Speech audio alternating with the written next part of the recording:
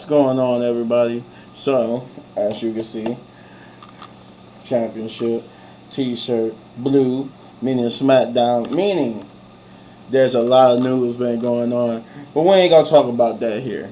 I might do a separate video talking about that because a lot of news going on. A lot of news. A lot. A lot. But that's all. Don't mind my big old 50. This TV I be playing Tekken and Mortal Kombat on. I had don't mind that. It's in the background. Well, yeah. There's a lot of controversy, a lot of things going on with WWE at the moment and TKO, but we're here to talk about Friday Night Smackdown, and let's get into it. They did do they showed like the Kabuki Warriors and Kane and Carter around to the arena. They saw what happened last week, and no Roman Reigns tonight, but they kicked it off with Randy Orton being introduced by I don't want to say El Idolo, but it was a Latin rapper, El Idolo or something like that. I can't remember his name, but he came out basically. I guess he got like he good friends with Randy Orton, and he got like a music video called. He got a song and music video called RKO that features Randy Orton in the video, and I guess he just came out to welcome everybody to Friday Night Smackdown and to introduce Randy Orton. And Randy Orton came out. They did like little Randy. They got on the turnbuckles and did Randy Orton's, you know. But Randy Orton basically talked about in his raspy voice, sounded like his voice going out, but he basically just came out to talk about how he is going to be the one to defeat Roman Reigns tomorrow, or when you see this today, at the Royal Rumble, and that the only number that's going to matter, Roman Reigns been on this historical run almost 1,300 days as champion. But he said the only number that's going to matter is 15, and is that when he beat Roman Reigns, he will become a 15-time world champion. And he's going to do it because he has the most destructive letters in all of WWE, RKO. He did like LA Knight's thing. And this will bring out AJ Styles, who will come out and basically talk about how questioning whether or not Randy Orton has overlooked him, and if he would tell him to join the club, because everybody always overlook him, but he expect more from Randy Orton because they got history, and that Randy Orton should know better. But that he asked Randy Orton, did you also forget that there's more than just Roman Reigns and this match tonight? That's when he questioned whether or not he overlooked him.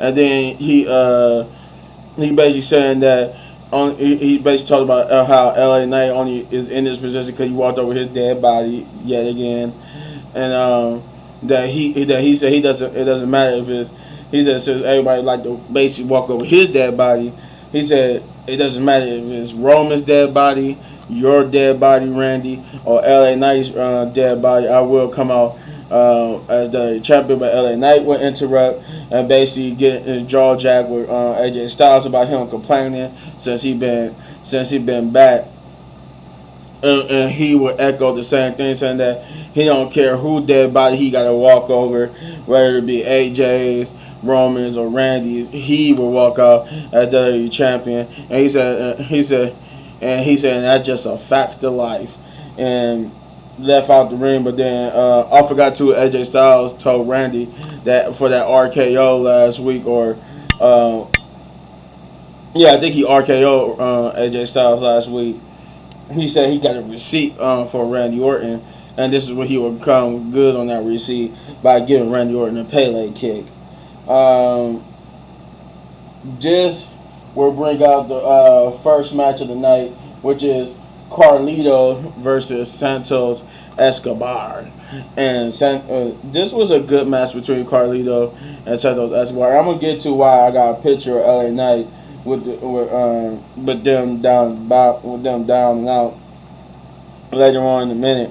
But yeah, this was a good match. It was a good opener. Not the best, but we all know they saving the amazing stuff for tomorrow or today.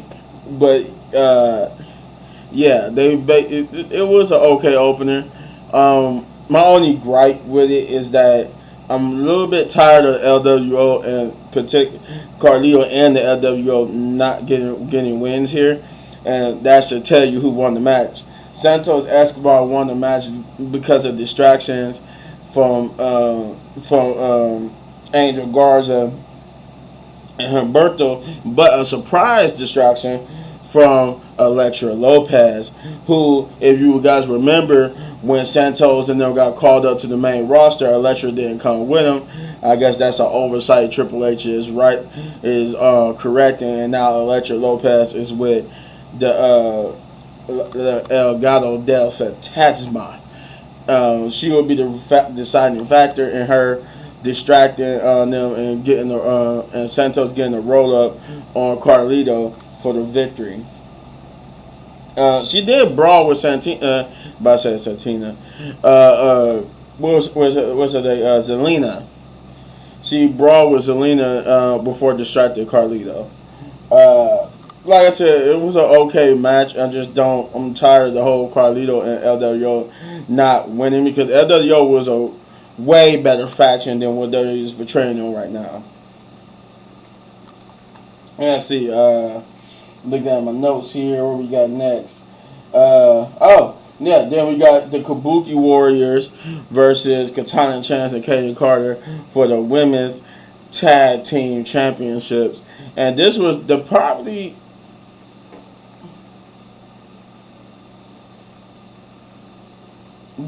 was actually the better match of the night. That shows you how good this show was in terms of. Well, and I'm actually glad. No, you know what? Was it?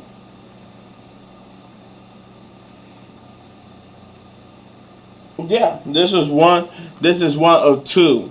Now that I look at my notes, this is one of two of the better matches of the night. So yeah, I would say this was the first good match of the night. Because out of all the other matches, which it wasn't a lot, there was, I should mention too, before I forget, throughout the whole night, different superstars, either after they matches, like, for instance, Bobby Lashley, after the Carlito match, Bobby Lashley went and got his, he went and drew his number for the Royal Rumble, and then Santos would come and draw his number. Also, they got Rena, whatever Rock's daughter's character is called, which I found out, I guess, this past NXT, she is now the GM of NXT, the youngest GM. But, the Kabuki Warriors basically, and Katana Chance had a good tag team match. This was a good side tag team match. I enjoyed it. And you know what? The best thing about it was that Katana Chance and Kaden Carter got to actually go some distance. I know the Kabuki Warriors. I see them get some lengthy matches. But this is the first time on the main roster that Katana and Kaden actually got a lengthy match. And they did their thing. The match it was slow at the beginning, but it picked up towards the middle end. It wasn't all the way at the end, but it wasn't all the way at the beginning of the middle either. It was like towards the tail end of the middle. Yeah, the end of the middle half of that match. But it picked up then, and it was basically a good match from there on.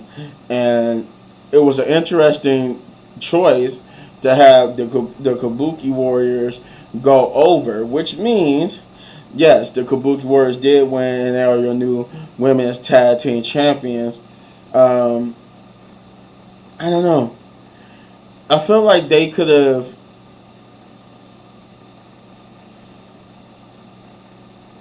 I don't know if this means that I'm indifferent about it because I'm like I wanted Kaden and them to actually be champion longer, but if this means that Bailey is winning, like the only true way I would accept the Kabuki Warriors winning if this leads to Bailey completing and we don't get like a betrayal and she actually does win the Royal Rumble and go on to face Rhea and beat Rhea, and then the Kabuki Warriors are holding all the women gold.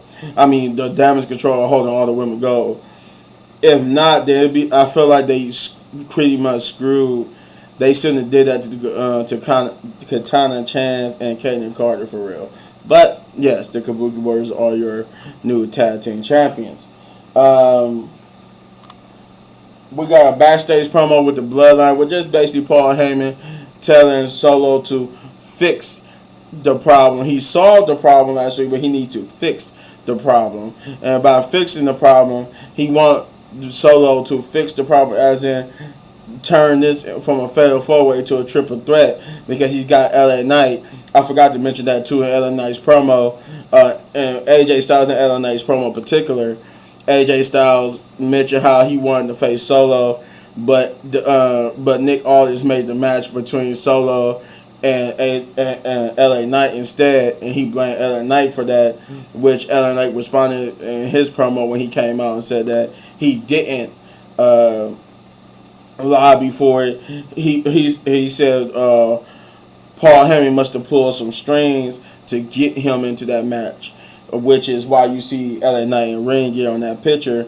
But yeah, that's what he told AJ Styles as far as AJ is concerned about how LA Knight got the match with Solo instead of him. This will lead into that promo where Paul Heyman is basically begging on the orders of the Tribal Chief for Solo to fix the problem. Which Solo look at his taped thumb and goes, "All right, I'll fix it." And then Jimmy would get up and say, "Did he smirk? Because that's scary."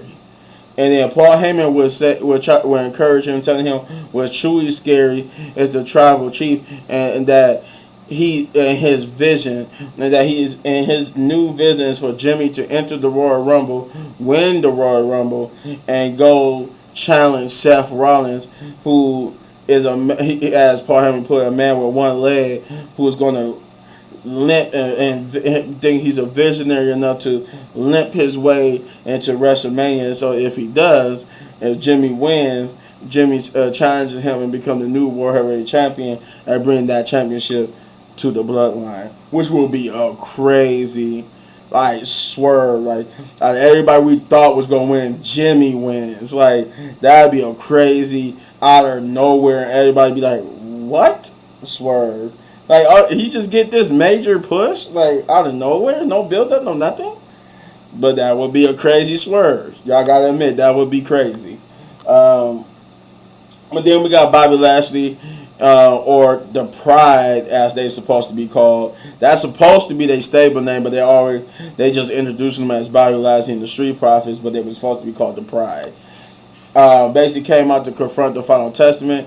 Bobby Lashley reintroduced themselves to the crowd, and then said time for talk and hiding is over with, and they called out the Final Testament, which they came out and basically told her, "Hey, we did it." What I did, Scarlett, basically, she came up and got in the ring, got face to face with Bobby Lashley, and they basically told Bobby, "Look, we agreed to come out here and get face to face. We never said we was going to get in the ring. So as far as we're concerned, we uphold our agreement because you get face to face with the most beautiful woman in the world." And Bobby said, "Yeah, you know what? You did. You're right. You did came out. You came out here and you did. We did get face to face." And with Karen going, "Okay, yeah. I mean, see, you could agree." But he said, "But you're wrong about one thing. We are going to fight." Because I think he said something about we're not going to fight, and this technically is face to face. And Bobby would say, "No, we are going to fight." And they were basically, the Street Profits would run out the ring and rush the AOP with Scarlett raking the eyes of Bobby Lashley to distract him, and then Karrion Kross would get in the ring, take Bobby Lashley down, and yeah, that's pretty much was it. Like the AOP destroyed the Street Profits, and Bobby Lashley tried to fight Karrion Kross and them off, and he put up a good fight, but he too would then get destroyed.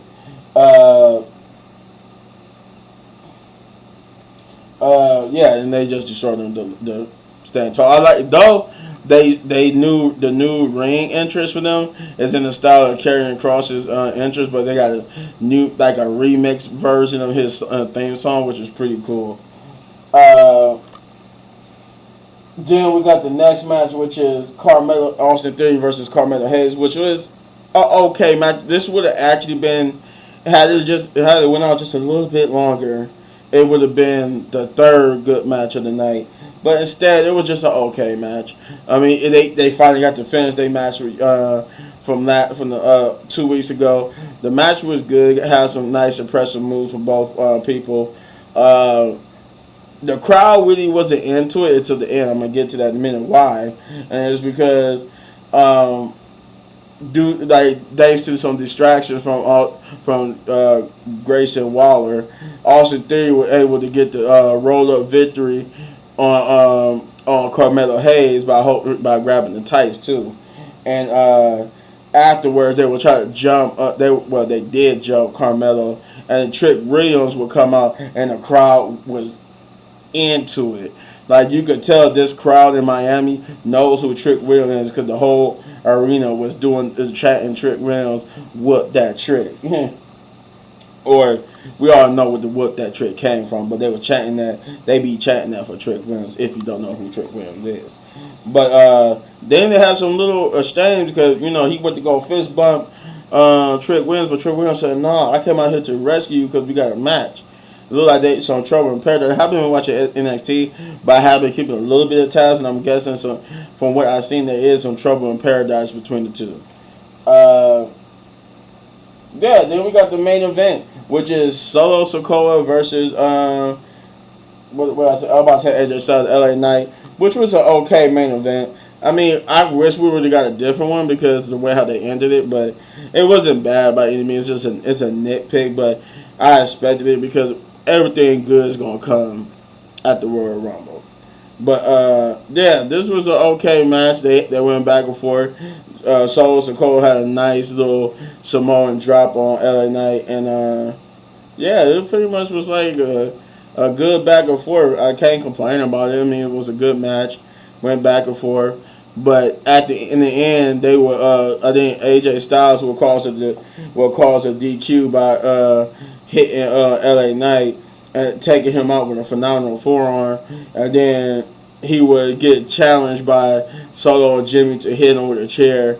I think Jimmy was going to try to hit AJ with, but then he gave AJ the chair, and they told him to hit Solo, but basically he hit Jimmy to hit LA Knight, but he hit Jimmy and Solo with it instead. And he thought about hitting LA Knight, but Randy Orton would come out, and then him and Randy Orton would get into a fight. And because he had threw Jimmy into the ring, AJ threw Jimmy into the ring, and then he was going to hit Jimmy with the chair, but then that's when Randy Orton came out, so he was going to hit Randy with the chair, but Randy would give him a little European uppercut, and then he would do his signature DDT in between the ropes on Jimmy, and then he would brawl with AJ Styles, giving him one, and then giving him an RKO to end the show. But then LA Knight came out and gave him a BFT, and then that's what truly ended the show. This part happened after the show went off, but basically he stood tall over them. That's where this picture comes from. This was an okay show. I mean, it's the go home show for the Royal Rumbles. Raw pretty much laid the groundwork, and this pretty much cemented everything. We already know the story is going into by now, so really too much didn't happen on here. Besides more people, we saw more people declare for the men's and women's Royal Rumble, grabbing their numbers and stuff. But other than that, pretty solid, okay. So I'm gonna give it a 7 out of 10 because I did enjoy myself for the most part. So 7 out of 10, big ups. But you let me know in the comments down below what you thought, and if you enjoy my review of Friday Night SmackDown, you know, you hit this button right here, bam, for all of my daily reviews. And if you enjoy the video so much you want to support the channel, you know, you guys hit those buttons, and because we grow slowly but surely. And as always, hitting one of these videos for more of my amazing, so amazing content, like the Tekken 8 video. Go check that out right now. Peace.